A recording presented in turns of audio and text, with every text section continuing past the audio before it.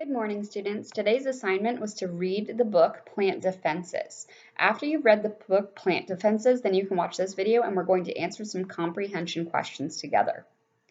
The first question is, what is most likely the reason that the author wrote the book Plant Defenses? So I've got some multiple choice answers here. So I'm going to read out 4 options and I'm going to give you a second to think, and then you're going to think about your answer and then I'll read aloud the correct answer. So question 1, what is most likely the reason the author wrote the book Plant Defenses? Do we think it's A, to warn the reader about the dangers of touching plants? B, to explain to the reader the steps identifying plant parts? C, to convince the reader that plant defenses are better than animal defenses? Or D, to inform the reader about different defenses used by plants? So I want you to think for a second which one makes the most sense. If you answered choice D, then you were correct, to inform the reader about different defenses used by plants. The point of this book was to inform the readers about plant defenses. You could gather that from the title, and you could also gather that from some of the content in the book. If you were reading back into the book, you would see that every page was about a different defense that plants had. It did not tell you about the dangers of touching plants. It did not tell you about the steps of identifying different plants. And it didn't convince you that plant defenses are better than animal defenses. It just told you about plant defenses. Question 2. The author believes that, and then it's a blank. So answer choice A says plants have defenses and can protect themselves.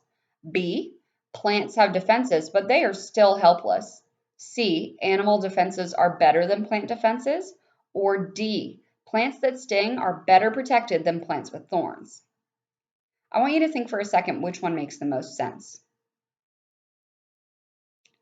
If you chose choice A, then you were correct. Plants have defenses that can protect themselves. This is because it doesn't talk about, choice B said plants have defenses, but they're still helpless. It doesn't say that plants are helpless. It says that they're not helpless because they do have defenses. So we know it's not choice B right away. Choice C says animal defenses are better than plant defenses. Now, the book doesn't go into an argument saying which defenses are better. It just tells you about plant defenses. Choice D says plants that sting are better protected than plants with thorns. Now, it also does not go into detail about which way to protect the plant is better, which defense is better. It only talks about the fact that plants have defenses, and so they are able to protect themselves. Number 3, stinging plants, and then it's a blank. Stinging plants, A, shoot out poison as an animal or person passes by. B, will only sting humans, not animals. C, only live in jungles. D, have hairs that can poke animals that are trying to eat them. Let's think about it.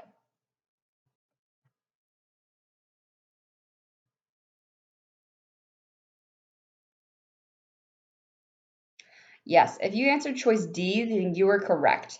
Have hairs that can poke animals that are trying to eat them. So it doesn't talk about them shooting out poison as somebody passes by. It doesn't say that. It also doesn't say that it only stings humans, not animals. And it also doesn't say that they only live in jungles. It does in the book go back and say that they have hairs that can poke animals that are trying to eat them. The defense is for when an animal is trying to eat them. Number 4. The author includes photographs to show blank. A, how beautiful plants can be. B, how dangerous and scary plants can be. C, examples of different plant defenses. Or D, how plants grow and change. Let's think about it. If you answered choice number C, then you were correct. It just goes into detail about the different types of plant defenses. It doesn't argue about how beautiful they are, how dangerous and scary they can be, or how they grow and change. It just tells you about the different kinds of defenses. Number 5. What is the effect of a pest eating a tobacco plant? A, the plant is killed by the pest. B, the plant stings the pest and it falls off the plant. C, the plant moves and scares the pest. Or D, the plant sends out a smell that invites enemies to come eat the pest. If you answered choice D, then you are correct. Choice D, the plant sends out a smell that invites enemies to come eat the pest. Now, to answer these questions, you really need to be going back into your book and rereading. So if I was going back into the book, I would be looking at the page that talks about the tobacco plant. That's where I would find my answer, and I would reread that page, and then I would answer and get choice number D. Number 6. The needle-shaped parts of some plants are actually leaves that are called A. Thorns, B. Prickles, C. Spines, or D. Branches. Let's give it a moment to think. If you said the answer choice was spines, choice C, then you were correct. The way to find this answer is to go back into the glossary. As we remember, glossary is a text feature that helps give you vocabulary words and remind you of what those vocabulary words mean. It gives you a definition of them. And if you went back into the glossary, then you would see that the definition for spines is needle-shaped parts of some plants that are actually leaves, such as those found on cactuses. So you would have gotten the correct answer. Number 7, the living stone plant protects itself by A, blending into the ground, B, moving, C, stinging, or D, running away. Let's take a moment to think. To find this answer, you would go back into the book. To go back into the book, I would go to page 12 where it says hidden plants.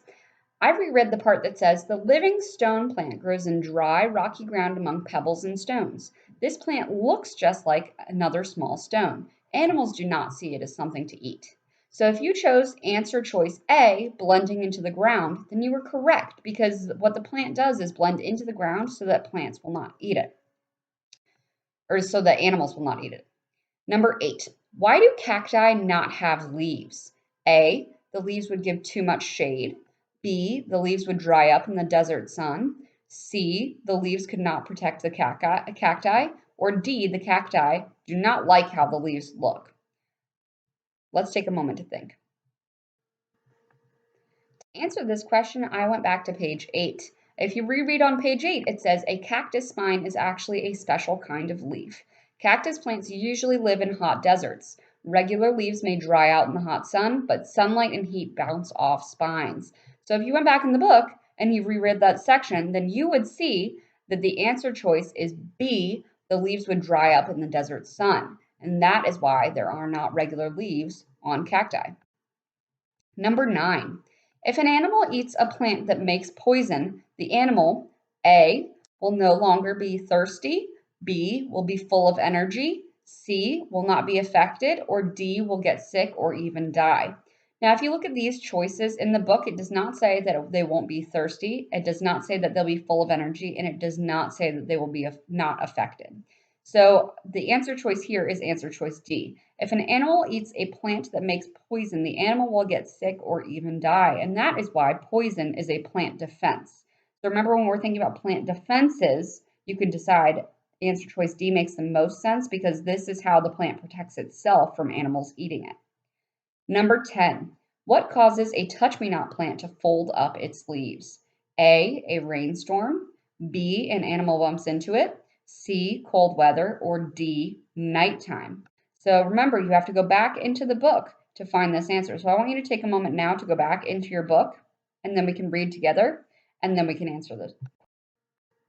If you went back into your book, and then you looked at page 13, you could reread about the touch-me-not plant. It says, when an animal bumps a touch-me-not plant, the plant folds up its leaves. The thin folded leaves do not look as tasty as full leaves. Also, a plant that moves may scare away an insect or animal trying to eat it. So if we go back to our questions, it says, what causes a touch-me-not plant to fold up its leaves? The answer choice would be B, an animal bumps into it. So whenever something bumps into it, an animal bumps into it, it folds up its leaves so that it does not look as interesting to an animal to eat. Number 11 is an extended response. It says, what does the author mean when she says plants might look helpless at first, but they have powerful defenses?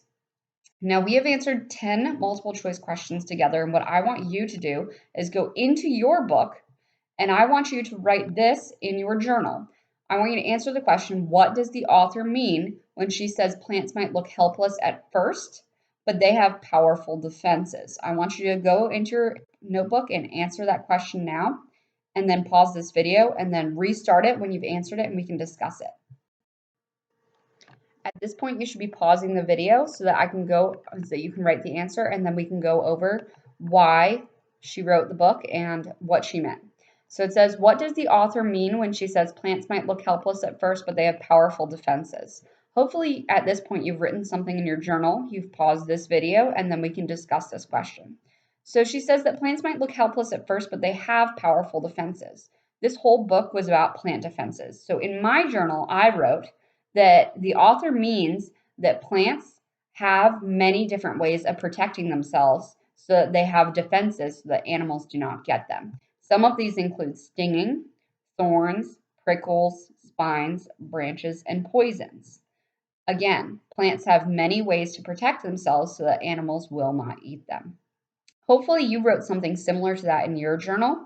It doesn't have to be those exact words, but something along those lines that makes sense about this book, Plant Defenses. If you tune in tomorrow, we are going to be doing more with the book Plant Defenses. So remember to make sure you've read the book, and then today you are answering the questions with me. I hope that you all have a fantastic day.